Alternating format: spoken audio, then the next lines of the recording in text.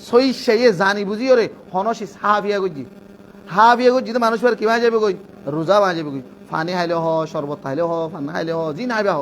যে হন জিনিস সই সেই জানি বুঝি ওরে খিয়াল দিয়ান আছে হাইয় অনর রোজা বাঁ যাবে গই কি আল্লাহ কোরআন মাদা আল্লাহ তাবারক ওয়া তাআলা বলেন যে কুলু ওয়াশরাবু হাত্তা ইয়াতাবায়ানা লাকুমুল খাইতুল আবিয়াদ মিনাল খাইতিল আসওয়াদ মিনাল ফজর তুম্মা আতিমুস সিয়ামা ইলা লাইল সূরা বাকারা 187 নম্বর আয়াত আল্লাহ তো তোমারা হাবিয়া করো ইহা তোকে সুবা সাদ গতিল এরে বিলগুলো পর্যন্ত